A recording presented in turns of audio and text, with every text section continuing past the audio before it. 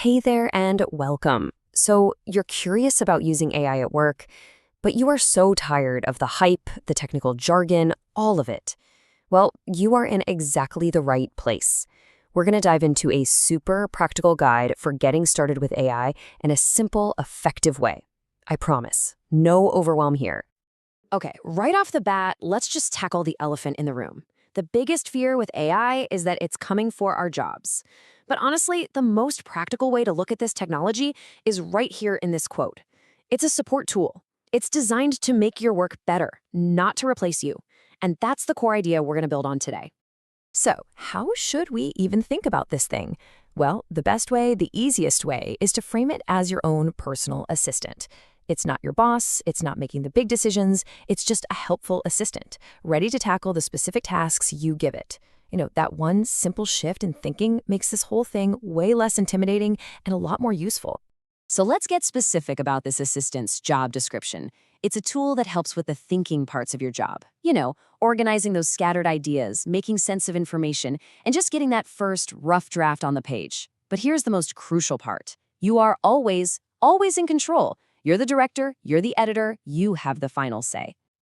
So what's this assistant really good at? Well, it pretty much boils down to these three core strengths. First, it can take your jumbled, half-formed thoughts and turn them into clear, coherent writing. Second, it can take a super long report or a messy email chain and just boil it down to the key points. And third, it can help you structure your plans and ideas.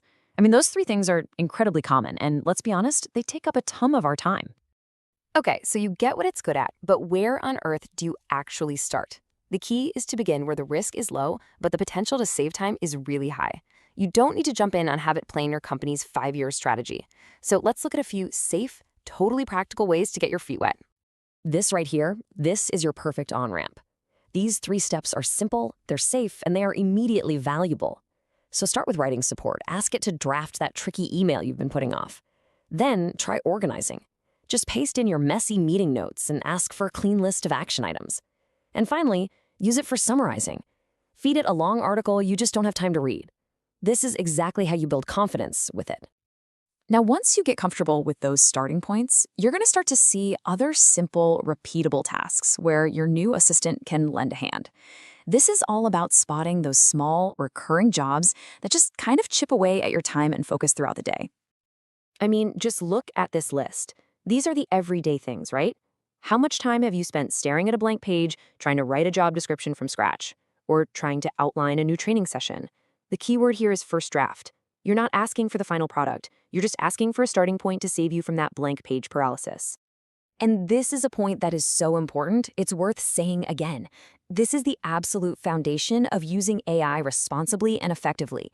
It's a launchpad. It gives you a place to start. You take what it gives you, you review it, you adjust it, and you add your own expertise and your own voice. The final word is always yours. All right, are you feeling a little more confident? Good, because real confidence comes from having clarity, not just from moving fast. So let's set up some clear, simple guidelines to make sure you're using this tool safely, effectively, and without any of that anxiety. This is probably the clearest way to think about the division of labor. Think of it like a partnership. AI is for the first drafts, you are for the final decisions. It's great for brainstorming ideas, you're there for the critical review. It can summarize public information, but you and only you should ever handle sensitive or private company data. So here's a quick little mental checklist you can run through every time. Am I using this as a helper? Am I keeping private info out of it? Am I going to review and edit the output? And am I starting small?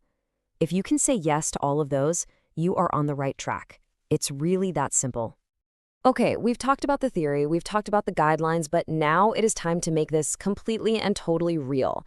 Let's look at the exact words you can use for your very first practical AI task. So what does this actually look like when the rubber meets the road? How do you, actually ask your new assistant for help? This right here is the perfect first prompt. It's polite, it's crystal clear, it gives context, and it asks for a very specific output. You can literally copy and paste this today. Just drop your messy meeting notes right below it and see what happens. It is an absolute game changer for getting things done after a meeting. And you know why that little prompt is so powerful? Because it solves a universal problem. We all walk out of meetings with notebooks full of scattered thoughts and half-baked ideas. This prompt directly turns that messy thinking into the structured clarity you need to actually move forward.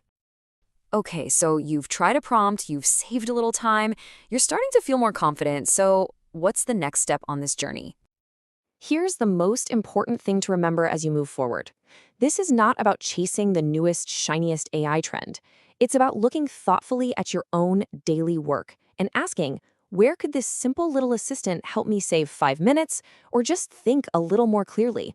The real goal is practical integration, not trendy disruption.